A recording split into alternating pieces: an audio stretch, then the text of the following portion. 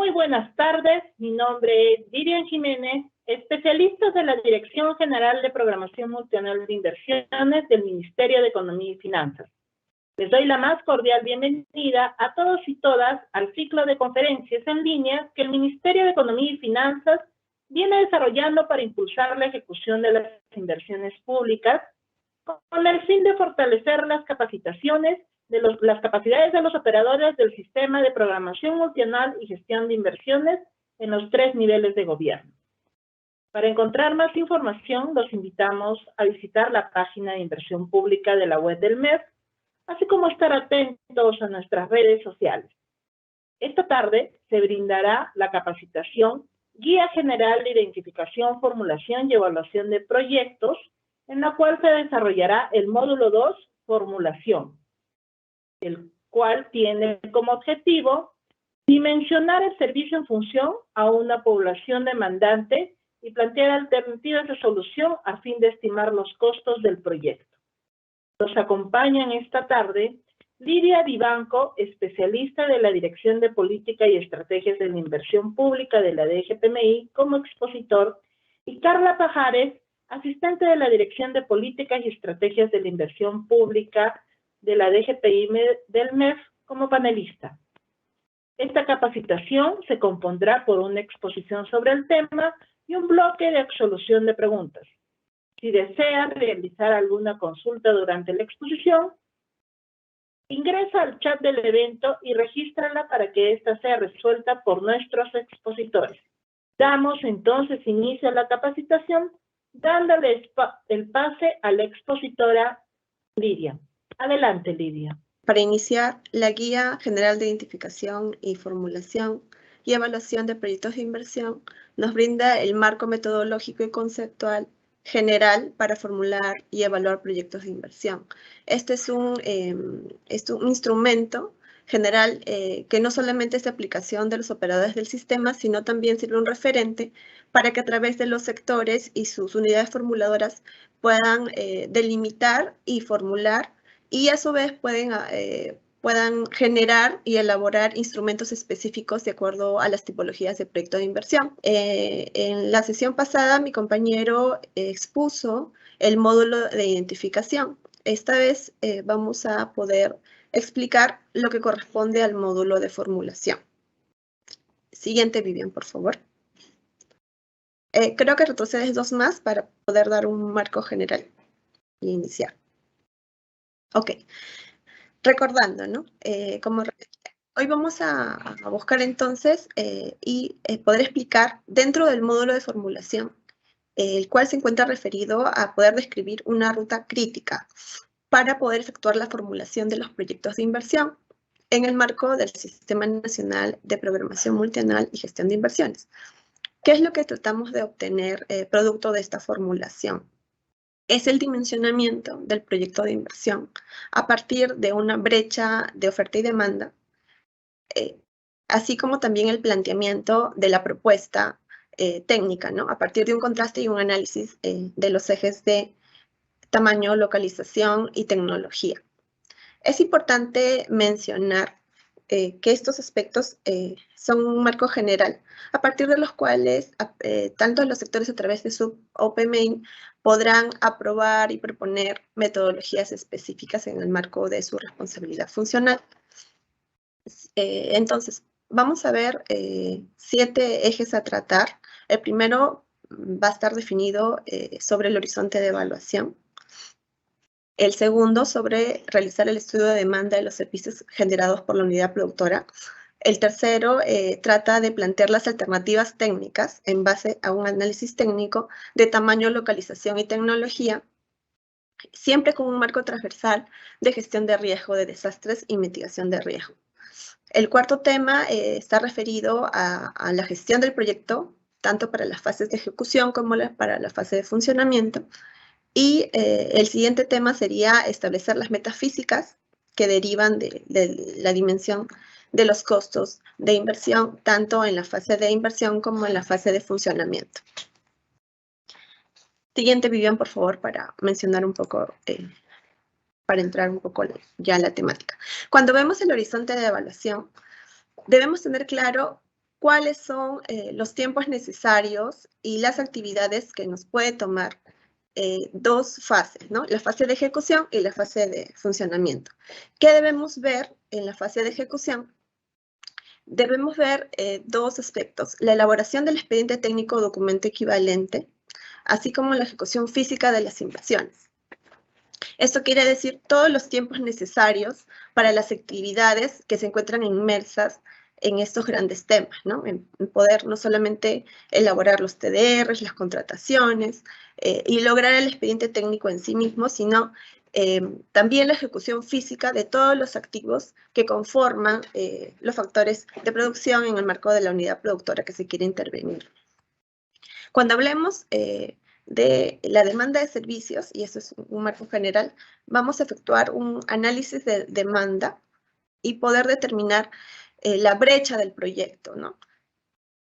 Y siempre en el marco del horizonte de evaluación que previamente ya hemos determinado. ¿En qué términos? En términos de cantidad y en términos de calidad.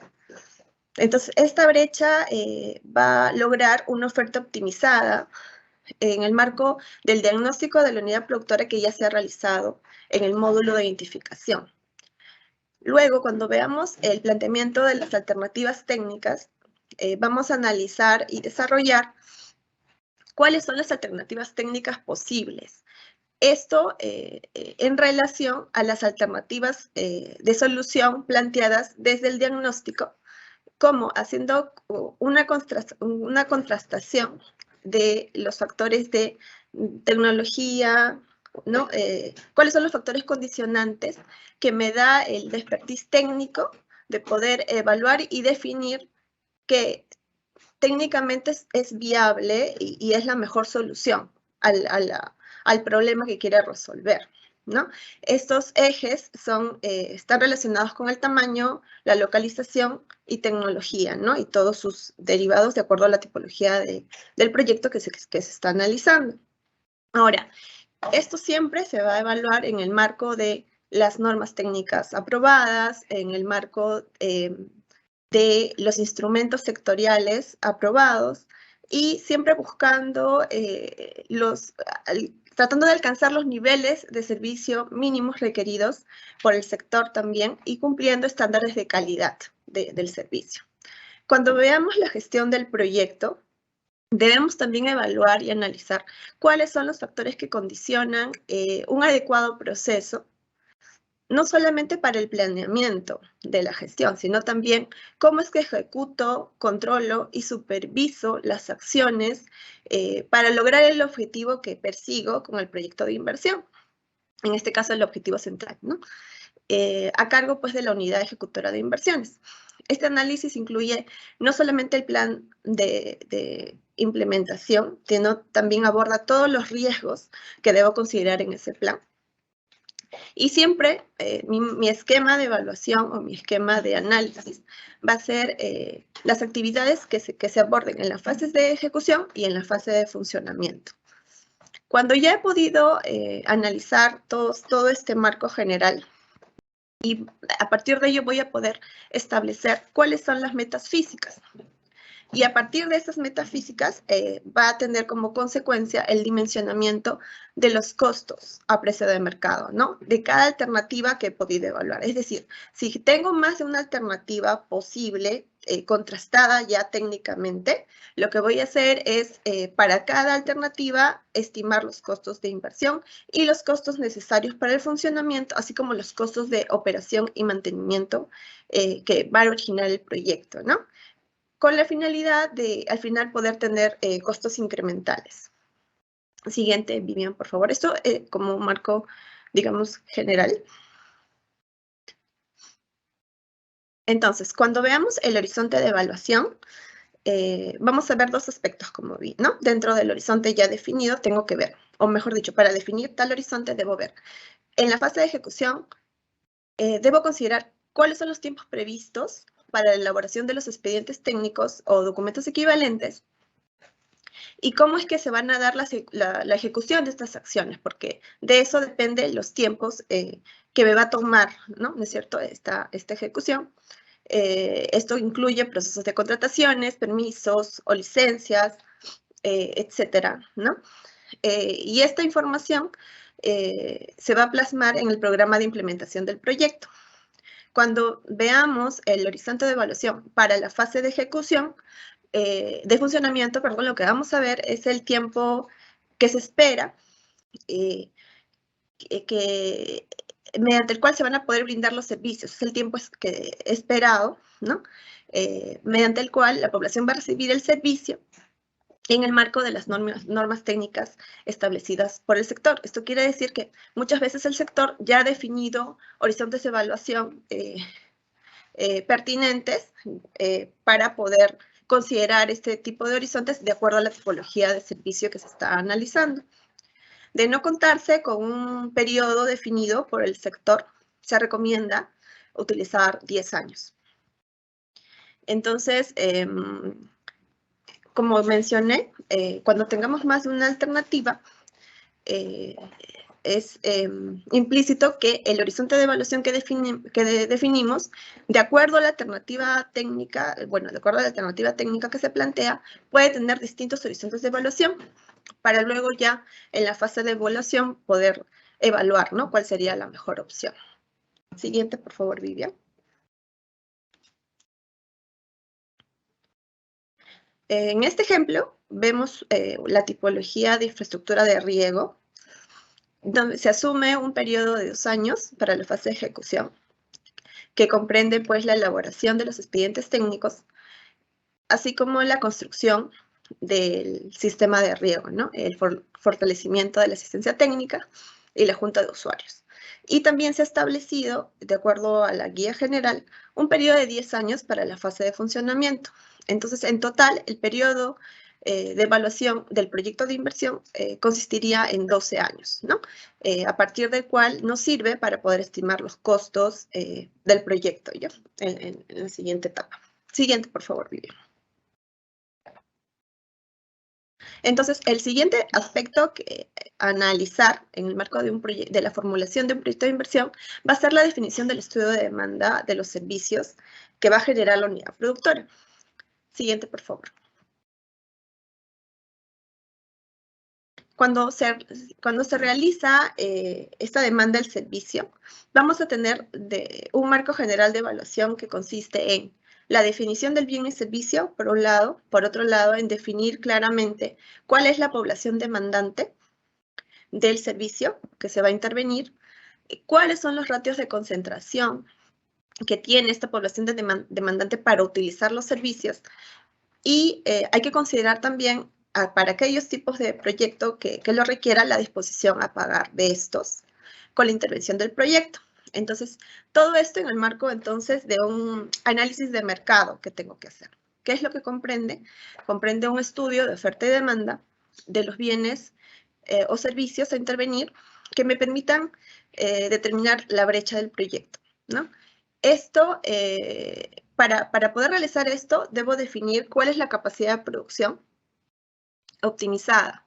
Es decir, cuál es la capacidad de producción que me permite brindar el servicio en condiciones óptimas, con la calidad adecuada y también de manera oportuna, como mencioné, en el marco de los instrumentos y normas sectoriales que se hayan previsto y aprobado para tal fin. Entonces, ¿qué debo considerar como marco general para iniciar el levantamiento de información? Son 2 aspectos: el área de influencia del proyecto y las variables que explican el comportamiento de la población demandante. Es decir, toda esta información la voy a obtener de la información recopilada y analizada del módulo de identificación. Por ejemplo, ¿no?, para poner el ejemplo un poquito más acotado, cuando vemos un proyecto de acceso a servicios de telecomunicaciones en el ámbito rural, las variables que me pueden explicar las demandas serían los patrones de consumo respecto a los servicios de voz y datos, o la cantidad de habitantes, por ejemplo, en cada localidad, o el tipo de consumo de los demandantes, así como la disponibilidad del servicio de energía eléctrica o la disposición a pagar por la misma, entre otros aspectos.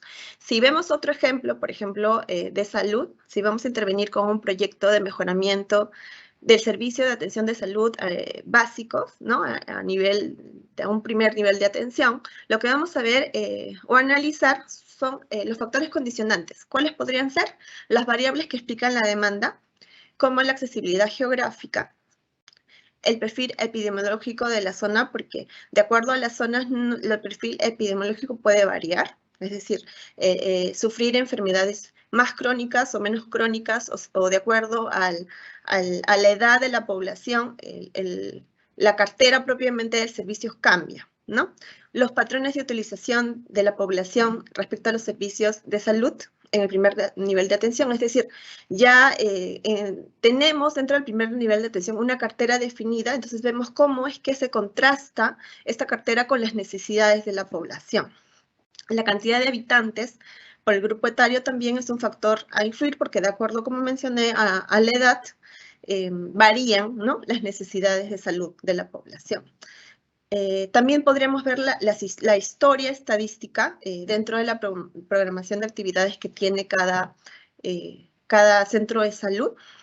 Y, por ejemplo, para el caso particular de salud, no solamente hay que analizar una unidad productora a intervenir, sino hay que analizar cómo es que esta unidad productora interviene y se relaciona con la red de servicios, porque al trabajar como un sistema, hay que ver cómo es que impacta el mejoramiento o la intervención del servicio y cómo impacta en la fluctuación, ¿no?, de referencias y contrarreferencias de la demanda, ¿no?, tanto en el primer de atención, en el primer nivel de atención, en el segundo o el tercer nivel de atención, ¿no? Siguiente, Vivian, por favor. Entonces, como un poco ya se mencionó, vamos a tener como pasos para poder, ordenados, ¿no?, para poder estimar la demanda. En términos generales, lo que vamos a ver es la definición del bien o servicio, la estimación de la proyección de la población objetivo. Con eso podemos obtener la demanda del servicio en sí mismo y poder proyectarla. Casi siempre, o es general, que se tiene esta medición o esta proyección de la demanda considerando un ratio de concentración. Para poder analizar este ratio de concentración, primero, como primer paso, siguiente, por favor, bien, para un poco esquematizarlo, tenemos que ver cuáles son los tipos de población que van a intervenir el servicio, ¿no? Primero tenemos la población total dentro del área de influencia que ya hemos determinado en el proyecto, en el módulo de identificación. Entonces, esta población total es aquella circunscrita en el territorio específico. ¿Cuál es la población de referencia? Es aquella población que se encuentra directamente vinculada con el objetivo central del proyecto. Por ejemplo, en un proyecto de salud puede ser solamente aquella población que va a requerir los servicios del primer nivel de atención. Cuando seguimos avanzando en la cadena para poder analizar los tipos de población, tenemos que la población demandante potencial serían los que efectivamente pueden necesitar el servicio, ¿no?, pero que no necesariamente tal vez las reciba de manera adecuada. Entonces, tenemos esta suma de población que recibe el servicio, pero no necesariamente en condiciones adecuadas. Entonces, para poder filtrar aún más cuál es la población demandante efectiva, será aquella población que efectivamente se va a enfermar, ¿no? Es un mejor diagnóstico para poder establecer un indicador de uso del servicio. Y cuando hablamos de la población objetivo, es aquella población que efectivamente el proyecto se encuentra en condiciones de brindar. Siguiente Biblia, por favor, para dar un ejemplo. Ok, en el siguiente cuadro se refleja de acuerdo a distintas tipologías de proyectos de inversión, cómo es que podemos determinar, de acuerdo al servicio, los diferentes tipos de población que el proyecto va a intervenir. En este caso, debemos identificar cuál es primero la población total para poder partir por el análisis de la demanda, ¿no? En los servicios para una intervención de un servicio de atención médica básica, la población total será la población de la localidad, por ejemplo, de San Marcos. ¿Cuál será la población de referencia? Aquella población del área de influencia del establecimiento de salud con internamiento de la localidad de San Marcos. Esto quiere decir que corresponde a un nivel de atención específico puede ser el primer nivel de atención. Cuando hablamos de la población demandante potencial, es aquella población que en algún momento reportó alguna enfermedad, y por esto se establecen los registros, estadísticas, y se puede utilizar un ratio para poder identificar y poder tener la estimación de ese tipo de población, es decir, un indicador de morbilidad, por ejemplo, ¿no? Cuando queramos saber cuál es la población demandante efectiva, es poder determinar efectivamente cuál es la población que buscó la atención en servicios públicos de salud, la cual puede ser 100%, por ejemplo, por eso es que a veces la población demandante efectiva es igual a la población potencial. Entonces, cuando ya nos queramos ver cuál va a ser la población objetivo que va a ver el proyecto, nos centraremos en ver un porcentaje de la población que efectivamente el proyecto va a poder atender. Es decir, contrasto la necesidad con lo que posiblemente o lo que realmente va a poder atender el servicio, ¿no? Muchas veces tenemos que segmentar población porque de acuerdo a las necesidades, no necesariamente el proyecto va a cubrir toda la necesidad de servicio que requiere la población. Las unidades de medida para el caso de una intervención para servicios de salud sería el número de atenciones de salud preventivas y recuperativas, claro, dependiendo del nivel de atención a la cual me dirijo, ¿no? Siguiente, por favor, Vivian.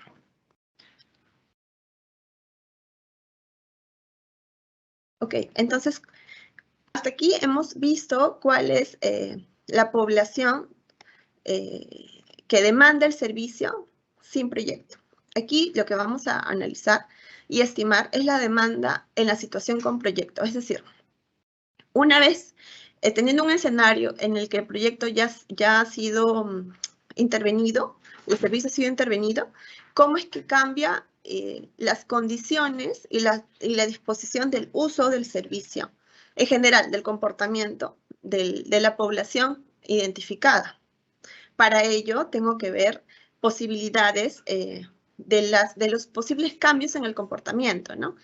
¿Cómo podemos estimarlo? Porque es un poquito difícil. En algunos sectores ya tenemos algunos ratios que podemos utilizar o algunos indicadores, en algunos no. Entonces hay que investigar o recopilar información. Podemos tener y definir cuáles son los posibles cambios y poder estimar la demanda que ya teníamos sin proyecto y cómo varía mi demanda con el proyecto de inversión. Por ejemplo, viendo cuál es la incertidumbre de los cambios, ¿no? En el comportamiento y magnitud de la población demandante, y esto cómo altera los ratios de concentración. Por dar un ejemplo, cuando veamos una inversión en salud o educación, en la actualidad puede haber un conjunto de la población demandante del servicio que justamente porque no recibe un servicio en calidad y a nivel de oportunidad de manera adecuada, opta por acudir a un servicio de repente de índole privado. Entonces, con la generación de este proyecto en términos de calidad y oportunidad que la población demandante espera, va a direccionar, ¿no?, sus gustos y preferencias, por lo cual el ratio de concentración del uso del servicio va a aumentar, ¿no? Eso es una consecuencia de la intervención del servicio que uno debe analizar. Y cómo es que estos cambios o estas modificaciones en los patrones de consumo va a generar que mi curva de demanda se vea afectada, ¿no? Y por tanto mi proyección y los cálculos y en sí toda la oferta que yo estimo con el proyecto de inversión también va a variar, porque sobre la necesidad yo proyecto cuáles son las condiciones óptimas o cuál es mi oferta optimizada para poder brindar el servicio. Entonces, nuevamente, ya tengo que haber tenido definido cuáles son los cambios determinantes en la demanda, como el incremento en la población demandante efectiva, o el incremento en el ratio de concentración o intensidad de uso, o cambios en la cantidad requerida del bien o servicio. En algunos casos se dan los tres a la vez, en algunos casos solamente hay cambios en uno solo. Entonces hay que evaluar muy bien cuáles son los efectos, porque un inadecuado dimensionamiento de este aspecto puede ocasionar que al final se cree, por ejemplo, un hospital y la demanda no se cubra siquiera la demanda, o al revés, ¿no? Sobrepase las necesidades reales de atención y no se cubra las necesidades que requiere la zona intervenida. Siguiente, por favor. Ok, aquí lo que vemos ¿cómo es que estimamos esta demanda con proyecto? Una vez, como mencioné, que hemos definido ya la población de objetivo y cómo es que esta población objetivo si se modificó o no en términos de la relación de uso del servicio, debo revisar y verificar que no exista un fraccionamiento del proyecto de inversión o considerar este aspecto. ¿Qué es lo que queremos decir aquí? Cuando nos referimos a un fraccionamiento, nos referimos a solucionar un problema o alcanzar la meta propuesta con más de una inversión. Es decir, cuando un proyecto de inversión no comprende todas las acciones necesarias para solucionar completamente el problema central y solo constituye una solución parcial. Entonces, debido a esto, vamos a motivar diversas soluciones o un conjunto de soluciones o acciones que se van a ir dando de manera adicional a la intervención con el proyecto de inversión, lo que constituye un fraccionamiento. Sin embargo, cuando hablamos de que solamente cubrimos una parte de la población que el proyecto estima, solamente en ese caso no hablamos de fraccionamiento, ¿no? Entonces, un poco para brindar el marco, digamos, de cuáles son los aspectos principales a evaluar con una población que demanda el bien o servicio, vamos a tener cuántos son los demandantes, la población total de referencia, demandante potencial, y ver cómo es que este tipo de población que antes expliqué varía o no con la incorporación del proyecto. Siguiente, por favor. Una vez que he podido estimar la demanda del servicio con la intervención del proyecto, estoy en las condiciones de poder estimar mi brecha. La estimación de la brecha se va a dar por la diferencia entre la oferta optimizada y la demanda, no siempre es la misma unidad de medida. Esto quiere decir que debo estimar que ambas se encuentren en la misma unidad, ya sea número de atenciones, metro cúbico de agua por año, matrículas de alumnos al año para el sector educación, por ejemplo, para poder obtener y dimensionar la real brecha que va a cubrir el proyecto, ¿no? Entonces, según la tipología del proyecto de inversión, la población de la demanda casi siempre, y es un poco más general, se va a basar en una proyección de la población demandante y cómo es que esta población demandante, de acuerdo a su nivel de uso, ratios de utilización del servicio, va a dimensionarse el uso del servicio, ¿no? Que al final esa va a ser mi demanda. Eso, por ejemplo, sucede en los casos de salud o educación, en la cual se determina un crecimiento de la tasa de población de acuerdo al área de influencia que ya hayamos determinado y se proyecta en el marco del horizonte de evaluación que también ya hemos determinado. Entonces, la proyección de la población siempre tendrá que respetar la tendencia o la tasa de crecimiento estimada, siempre evaluando y viendo cuál ha sido el comportamiento histórico y si no ha habido factores aislados que ha afectado este comportamiento, ¿no? Porque también sucede que a veces por una situación que solamente sucedió en un año en específico, el comportamiento de esta tendencia o de esta estadística varía y uno no puede replicar, ¿no? No puede replicar esta tendencia de esa manera, ¿no? Siempre evaluando cuál es el comportamiento histórico real de la demanda. Hay otras tipologías de proyectos, por ejemplo, en transporte, que no necesariamente el cálculo va a ser directo, ¿no? El cálculo a veces es de esta población demandante y la demanda va a ser de manera indirecta. Si vamos a ver la intervención de una carretera, por ejemplo, en el que se sabe que van a transitar personas o comerciantes, lo que se va a hacer es conocer y estimar el número de vehículos que se transitan para poder hacer un cálculo indirecto, ¿no? de esta demanda, ¿no? Porque al final lo que siempre voy a tratar de ver es cuál es el servicio y cómo es que proyecto el servicio, que es lo que finalmente me interesa, ¿no? Cómo proyectar y obtener el servicio que la población demandante ya previamente identificada requiere. Siguiente, por favor, Vivian. Entonces, en el cálculo de esta determinación, ¿no? De la brecha que va a cubrir el proyecto, tenemos dos situaciones. La primera situación es que, de acuerdo a la tipología del proyecto, puedan coincidir la brecha que va a cubrir el proyecto con las brechas establecidas en la programación multianual de inversiones. Por ejemplo, una vez que yo ya determiné cuál es la cadena funcional y el servicio relacionado al proyecto de inversión, será posible vincularlo al proyecto con el indicador establecido en el PMI y si cuenta o no con una unidad de medida que corresponda a este cálculo hecho en el PMI. Entonces, el valor, como se da en este ejemplo, de la distribución de energía eléctrica como grupo funcional, la tipología suministro eléctrico en zonas rurales, la contribución del proyecto a la brecha va a estar determinado a nivel de viviendas al año, que es el mismo indicador asociado en el PMI. En el siguiente, Vivian, vemos un ejemplo distinto en el cual el cálculo determinado de brecha que va a contribuir el proyecto de inversión es distinto a la brecha aprobada en el PMI. Entonces, para poder asociar esta contribución, cuando no coincide la unidad de medida, siempre va a ser necesario que estos resultados puedan darse una conversión, siempre al nivel de las brechas asociadas al PMI,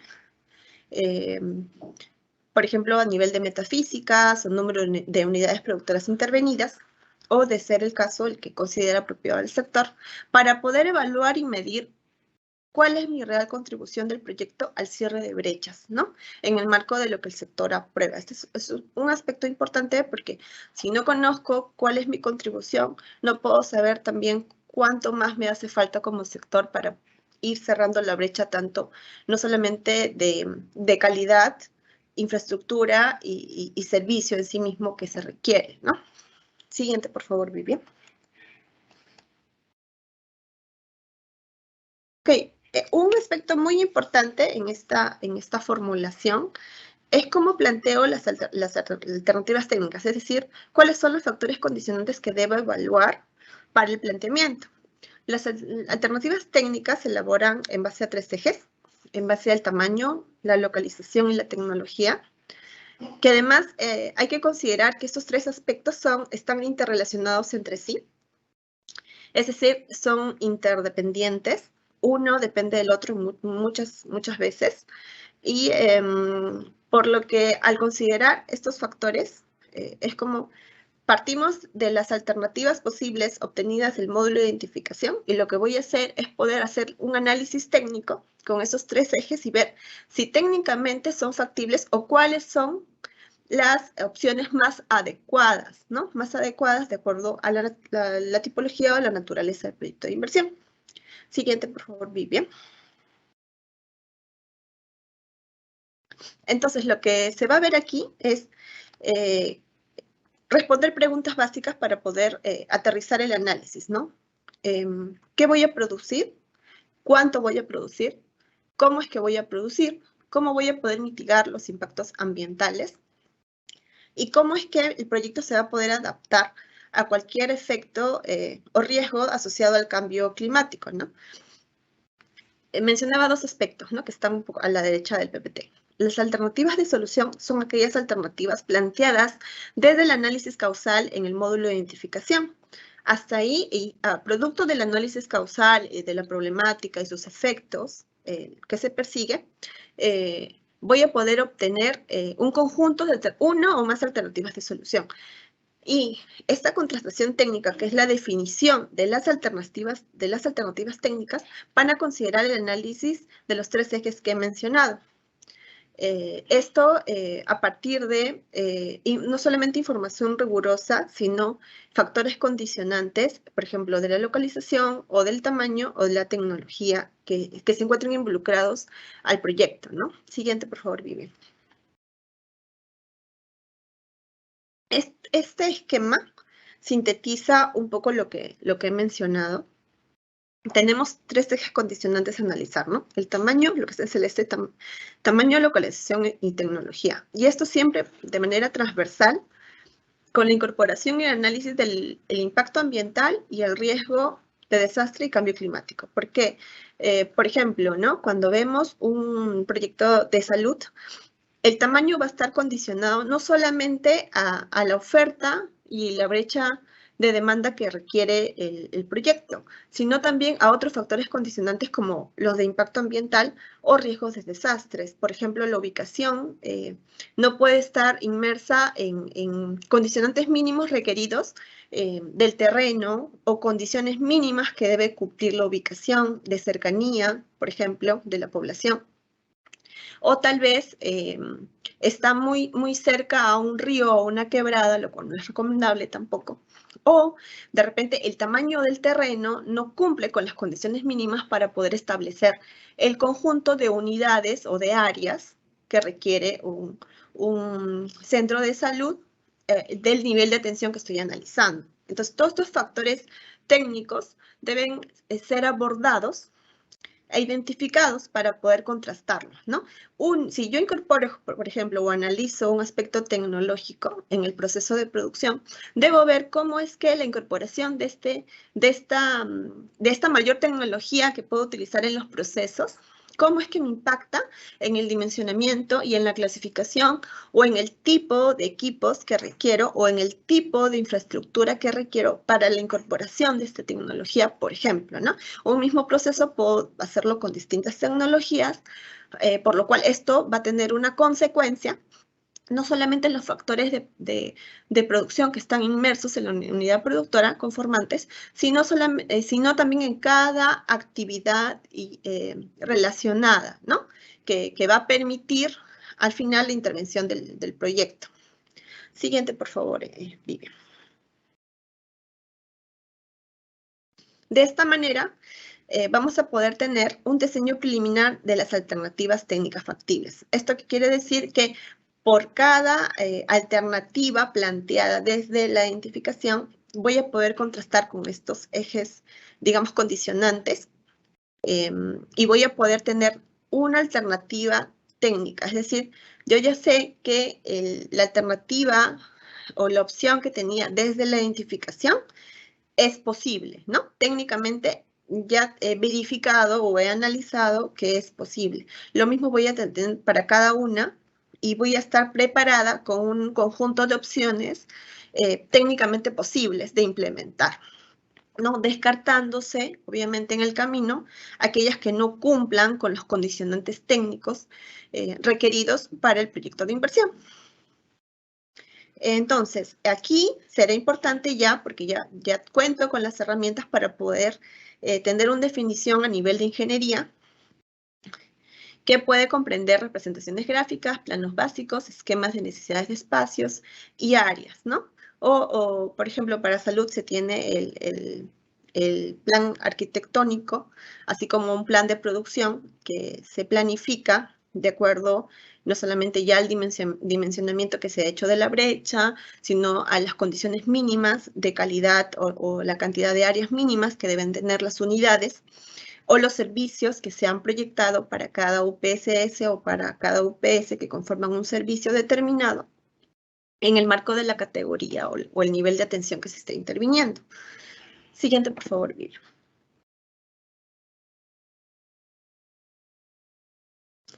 Hay un aspecto muy importante que muchas veces no se profundiza y es un aspecto clave, o es un aspecto que va a condicionar el éxito de la ejecución del proyecto en sí mismo, ¿no? Y de su funcionamiento, que es la gestión del proyecto. Siguiente, Vivian, por favor, para dar el marco. ¿Qué comprende la gestión de un proyecto de inversión? Es el proceso de planeamiento, ejecución y supervisión y control de las acciones que conducen al logro del objetivo central del proyecto. ¿Qué debo mirar en el marco del horizonte de evaluación que ya definí? La fase de ejecución y la fase de funcionamiento. ¿Qué aspectos debo ver a nivel de gestión como conformante de la parte de ejecución? Debo ver la organización, la implementación, la modalidad de ejecución y las condiciones previas de la ejecución. Siguiente, por favor. ¿Qué aspectos debo ver cuando veo la organización del proyecto de inversión?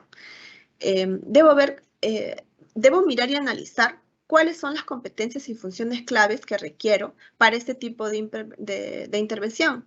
No necesariamente debo encontrarme con las condiciones óptimas. Entonces, poder identificar cuál es mi nivel crítico o mi nivel mínimo de condiciones que debe tener mi unidad ejecutora de inversiones, o en este caso, qué aspectos debo complementar a nivel de capacidades para poder generar y de alguna manera asegurar que la gestión en esta etapa se asegure de una manera óptima, es mi función.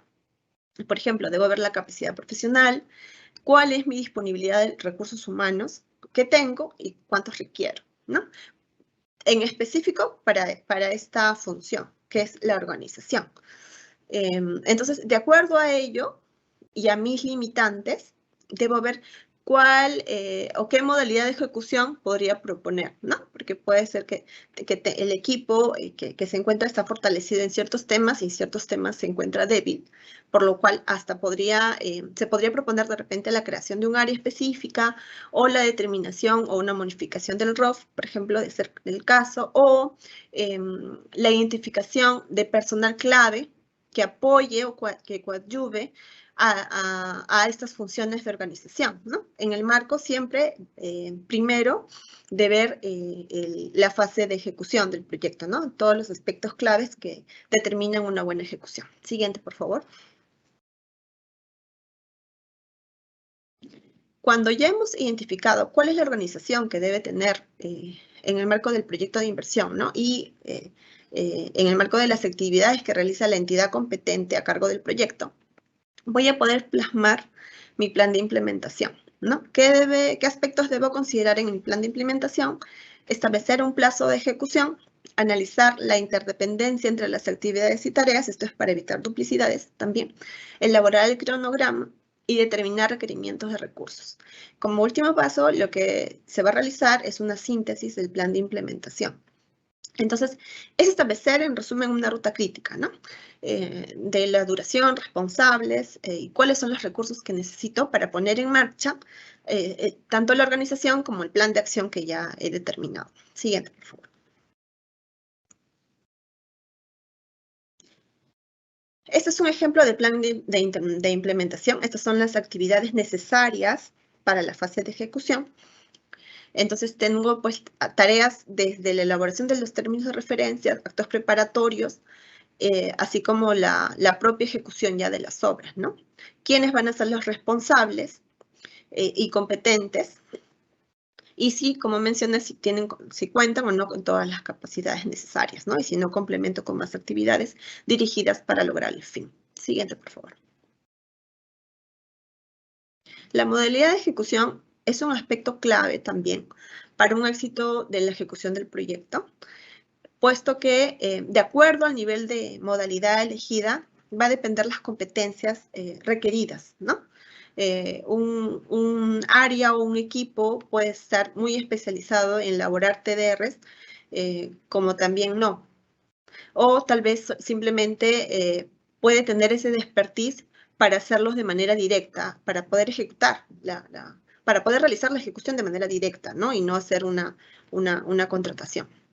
Entonces, los tipos de ejecución puede ser directo o indirecta, o puede ser a través de una asociación pública-privada, cuando de repente el nivel de la especialización requerida por el proyecto lo amerita, o la envergadura del proyecto lo amerita, o una administración indirecta, también núcleos ejecutores, o obras por impuestos, de ser el caso también.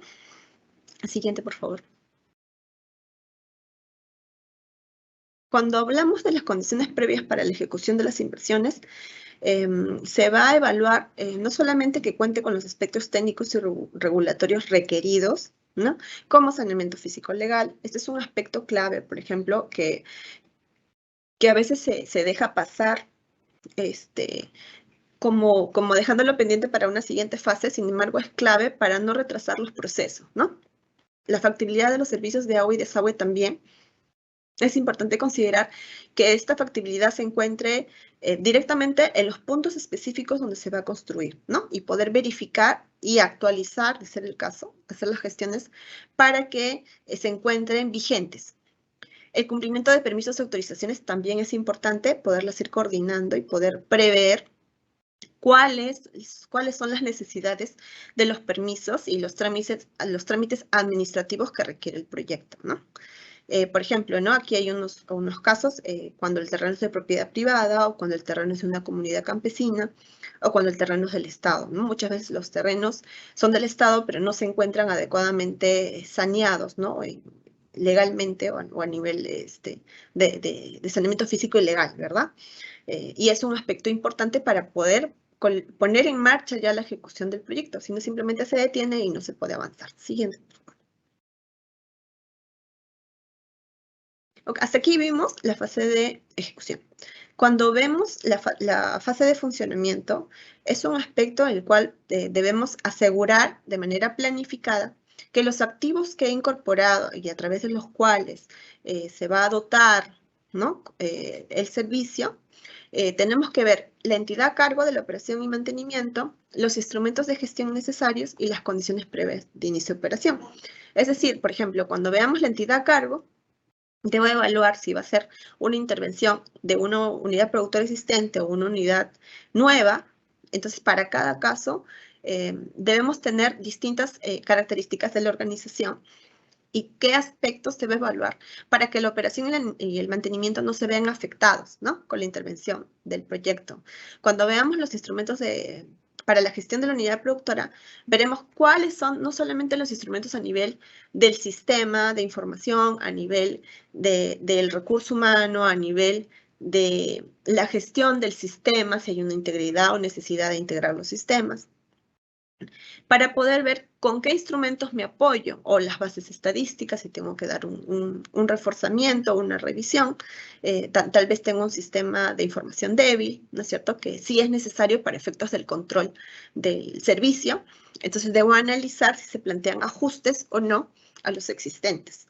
Luego, para ver las condiciones previas para el inicio de operación, debo evaluar si, por ejemplo, para el caso de salud, en muchos casos sí se requiere una marcha blanca, que es un periodo de adaptación de los equipos, para ver si funcionan adecuadamente, o si hay que calibrarlos, ¿no?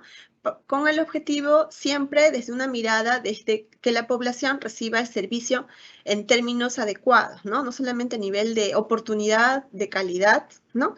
Y que por otro lado la capacidad de producción con la cual estime sea la adecuada, ¿no?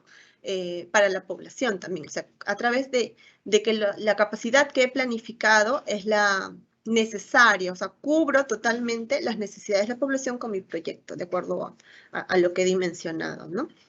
Entonces, aquí debo ver si tengo recursos humanos entrenados para operar la unidad productora, que en muchos casos no sucede, a veces hay que traer un equipo especial, dependiendo de la envergadura del proyecto, claro. Si cuento o no ya con instrumentos de gestión, muchas veces estos instrumentos de gestión se dejan para ya la fase de funcionamiento cuando hay que planificarlos, ¿no? ¿Qué instrumentos voy a necesitar? Si requiero crear unos nuevos o aprobarlos, entonces es trabajar estos documentos desde ya. Y si a su vez necesito protocolos referidos a los procesos, para la operación y el mantenimiento. Aquí mucho va a intervenir también cómo voy a manejar el tema de el mantenimiento, ¿no? Cómo es que está integrado este proceso de mantenimiento en la unidad productora, cómo es que se realiza el control y seguimiento o cómo se va a realizar el control y seguimiento de los activos, ¿no? Hay que ver qué aspectos debo mirar, si existen o no esos protocolos. Siguiente, por favor. Entonces, cuando veamos también el capítulo de gestión integral de riesgos en la ejecución y mantenimiento, como mencioné, es un eje transversal, voy a ver si los riesgos que ya identifiqué van a poder ser monitoreados en el tiempo, ¿no? O si la unidad productora que se está creando o interviniendo a través de una mejora va a poder enfrentar o mitigar de manera adecuada cuándo puedan ocurrir esta clase de riesgo que ya he identificado desde el módulo de identificación, ¿verdad? Entonces, debemos identificar los riesgos que puedan afectar las fases de ejecución y funcionamiento y proponer las medidas. Pueden ser riesgos internos o externos, que muchas veces son difíciles de estimar, pero por lo menos teniendo la identificación y teniendo adecuadamente un control de los mismos, definitivamente vamos a disminuir su impacto, ¿no? Su efecto en el marco del funcionamiento del servicio, ¿no? Siguiente, por favor. Siguiente. Bueno, luego de haber visto la parte de gestión, vamos a ver la definición o el establecimiento de metas físicas. ¿Qué es lo que buscamos finalmente con la intervención? No solamente como objetivo central es mejorar la calidad, ¿no? La calidad del servicio que se va a brindar a la población, sino poder dimensionar a nivel de metas físicas todos los activos que voy a intervenir. Porque si esos activos que conforman la unidad productora no se encuentran adecuadamente mantenidos o no se encuentran adecuadamente dimensionados, no voy a poder controlarlos. Entonces, es muy importante poder definir no solamente qué acción voy a hacer, en este caso, por ejemplo, adquisición, cuál es el activo, en este caso terreno, a qué factor de producción se encuentra asociado en el marco del invierte.pe, cuál es mi unidad física, por ejemplo, número de terreno, la cantidad, y cuál es la dimensión física del mismo. ¿Esto con qué fin? Poder, de alguna manera, disminuir la incertidumbre de los costos. Cuanto mejor y de una manera clarificada encuentre integrados los conceptos de definición de los activos, sus cantidades y su dimensión física, voy a poder estimar adecuadamente los costos. Entonces, en este aspecto, es importante también la participación de un equipo multidisciplinario que pueda conocer de los equipos requeridos de acuerdo a la naturaleza de inversión del proyecto, sino también un equipo que conozca mucho de la parte tecnológica, de la parte estructural o de la parte de infraestructura, que de manera multidisciplinaria pueda determinar cuál es la dimensión y la integración de los conceptos de los activos que voy a intervenir y su dimensión a nivel de unidad física y de unidad de medida y cantidad, ¿no? Vemos las dos diferencias. La unidad física es la unidad del activo que se plantea crear o modificar, y la dimensión física sería la magnitud del activo, ¿no? Que se plantea crear o modificar.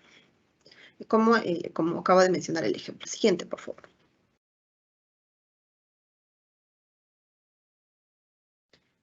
Por ejemplo, aquí damos un ejemplo de la naturaleza de las acciones. Las naturalezas de las acciones van a estar asociadas, como ya mencioné, al activo que voy a intervenir. Por ejemplo, ¿no?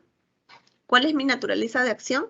Adquisición. ¿Y cuál es mi factor de producción asociado? Equipo, mobiliario, vehículos, terrenos e intangibles. Cuando veamos la naturaleza de acción, por ejemplo, de construcción, se encuentra más asociado al factor de producción de infraestructura. Cuando hablemos de implementación, se encuentra más asociado al factor de producción intangibles. Entonces, es muy importante esquematizar adecuadamente y definir cuáles son las acciones que asocian a los factores de producción correspondientes. Entonces, todo esto con una mirada integral de poder definir la dimensión en metafísicas y que se traduzca en los costos de inversión que ahora vamos a ver. Siguiente, por favor. Estimar los costos totales e incrementales de cada una de las alternativas. Como mencioné, una vez que ya hemos podido dimensionar y identificar las metas, ahora la tarea que nos compete es poder estimar los costos totales. Siguiente, por favor.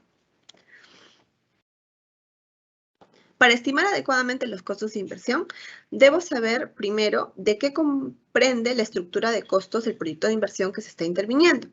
Normalmente se incluyen elaboración de los expedientes técnicos, elaboración de los estudios complementarios. Estos están un poco más relacionados con el estudio de los riesgos, la ejecución de obras en sí mismos, los costos para la continuidad del servicio en la fase de ejecución, la adquisición de terrenos, equipos, mobiliarios, contratación de servicios diversos aplicados, por ejemplo, los intangibles, que ya mencioné, las capacidades humanas, supervisión de estudios, obras, equipamientos, consultorías y servicios, cuáles van a ser los costos de las liquidaciones, la gestión del proyecto, que ya se mencionó, y si requiere o no estudios de línea base, ¿no? En muchos proyectos sí se requiere, dada la envergadura del proyecto, de estudios específicos de línea base para el control y monitoreo posterior.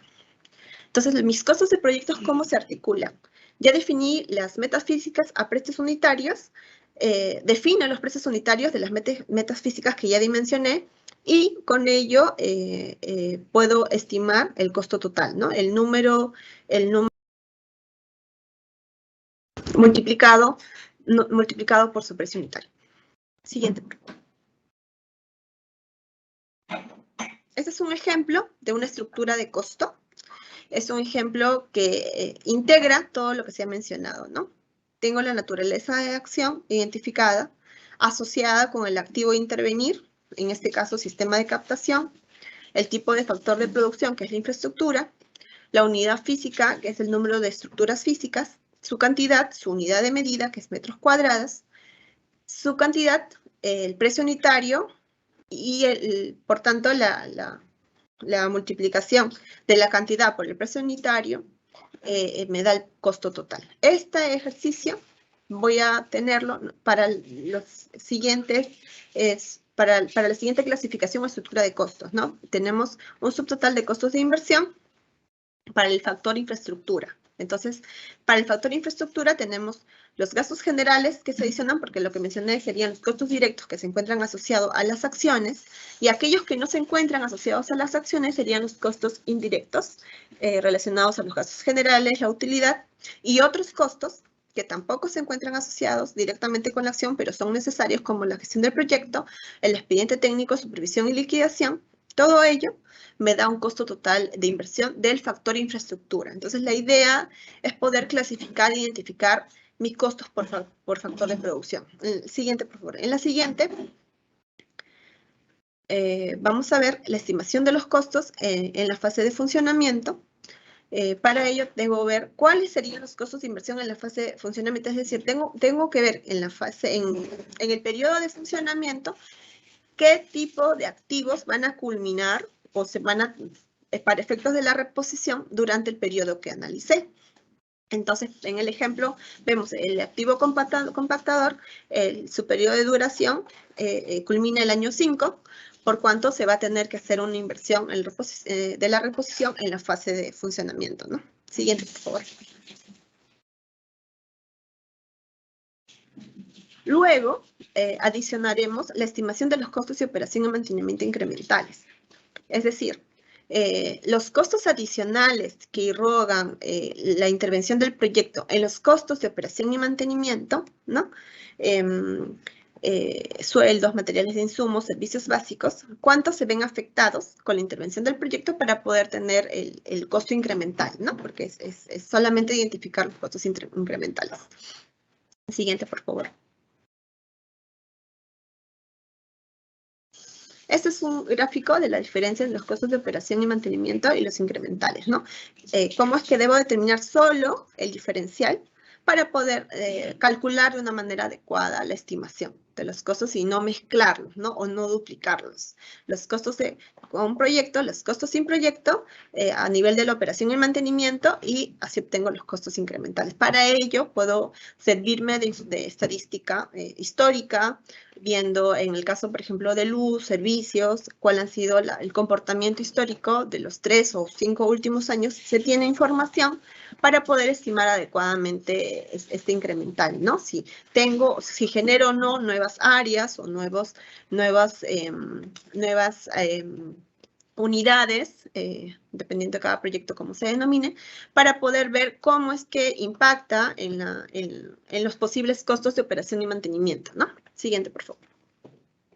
Entonces, esto siempre a nivel de insumos, ¿no? Primero, determinar la cantidad de insumos requeridos, la cantidad de veces al año que voy a requerirlo, y ya obtengo una estimación, ¿no? Entonces, la estimación de los costos de operación y mantenimiento se tienen para la fase de ejecución, para la fase de funcionamiento, siempre a nivel de acciones, y puedo obtener, luego de la situación con proyecto, los costos incrementales. Sin proyecto, con proyecto y la diferencia en los costos incrementales. Siguiente, por favor. Por mi parte, ha sido la exposición. Estamos prestos a cualquier consulta o cualquier comentario de los participantes. Adelante, Lidia. Muchas gracias Lidia. Hacemos de conocimiento que la presentación de esta ponencia ya se encuentra en la página web de la sección de GPMI del MEF. Agradecemos a la expositora por la ponencia. Ahora procederemos a absolver las preguntas vinculadas a la ponencia que hemos recibido por parte de nuestros participantes durante el proceso de inscripción, la cual estará a cargo de la especialista Carla Pajares. Iniciamos entonces, Carla. Primera pregunta. ¿Qué información se debe tomar como base para la estimación y proyección de la demanda? Adelante, Carla. Gracias, Vivian. Sí, para la estimación de la demanda y la proyección de la demanda se debe considerar como información base el área de influencia del proyecto y todas aquellas variables que explican el comportamiento de la población demandante y de la demanda. Estas variables derivan del diagnóstico de la población afectada que se realizó en el módulo de identificación. Por ejemplo, se pueden considerar la tasa de crecimiento de la población, los patrones de consumo, la disposición a pagar, y también dependiendo de la tipología, algunas características específicas. Por ejemplo, para un proyecto de inversión de salud se consideraría el número de atenciones. Siguiente pregunta, Vivian. Siguiente pregunta. En un proyecto de carreteras, ¿en qué casos considera alternativa técnica y alternativa de solución? Adelante. Gracias, Vivian. Primero hay que diferenciar dos conceptos. Como mencionó mi compañera Lidia en la exposición, las alternativas de solución son aquellas opciones que resultan del análisis de los medios fundamentales para el logro del objetivo central del proyecto. En ese sentido, una alternativa de solución es un conjunto de acciones orientadas al logro de los medios fundamentales. Generalmente, una acción modifica un activo que forma parte de una unidad productora. Mientras que una alternativa técnica se genera a partir del análisis de los tres ejes mencionados, localización, tamaño y tecnología, de una alternativa de solución. Al desarrollar el análisis de las alternativas técnicas, se debe tener en cuenta los factores condicionantes de cada uno de estos tres elementos para poder descartar aquellas que son no viables o que no cumplen con las normas técnicas pertinentes. En el caso específico de carreteras, una alternativa de solución podría ser el mejoramiento de la vía departamental en una ruta definida, un tramo definido, a nivel de pavimento flexible y la creación de un puente de concreto. Y se podría diferenciar de otra alternativa de solución en que esta otra podría no considerar la creación del puente de concreto y podría considerar un nivel de pavimento rígido. En cambio, dos alternativas técnicas podrían ser, que se diferencian en tecnología, podrían ser considerando la diferenciación del tráfico, pavimento asfáltico o pavimento afirmado. Continuemos, Vivian. Gracias, Carla. Siguiente pregunta. ¿Qué debo tomar en cuenta para establecer el plazo de ejecución de un proyecto? Adelante. Para establecer el plazo de ejecución del proyecto, se deben tomar en cuenta todas las actividades y dimensionar los plazos de cada una de estas, incluyendo la obtención de permisos y licencias, los estudios ambientales, el saneamiento físico legal. Además, también se debe tomar en cuenta la modalidad de ejecución del proyecto de inversión. Por ejemplo, si es por contratación indirecta, se debe considerar el plazo de elaboración de los TDRs, cuánto dura el proceso de selección, tanto para la elaboración de expediente técnico como para la ejecución física de la obra. Y también se debe considerar si el proyecto se va a ejecutar por etapas. Y un aspecto muy importante es considerar la capacidad presupuestal de la entidad para el financiamiento del proyecto, sobre todo si la entidad ya tiene los recursos comprometidos en los próximos años. Adelante, Vivian. Gracias, Carla. Siguiente pregunta. ¿Cuál es el porcentaje de los costos directos que se debe asignar a la elaboración de un expediente técnico o documento equivalente y a los gastos generales? Adelante. Gracias, Vivian. Como se mencionó en la exposición, dentro de los costos totales de inversión del proyecto tenemos los costos directos que están vinculados directamente a acciones del proyecto, pero también otros costos que no están vinculados a una acción directamente, pero que deben ser incluidos en el costo total, ¿no? Dentro de estos están el costo de expediente técnico o documento equivalente, la supervisión y también los gastos generales. El expediente técnico o documento equivalente son los documentos para desarrollar un diseño definitivo y estimar con precisión los costos de inversión del proyecto. Y los gastos generales son todos aquellos que debe efectuar el contratista, derivados de la propia actividad, por lo cual no pueden ser incluidos dentro de las partidas de costo directo, como los sueldos, jornales, teléfono o costos de útiles.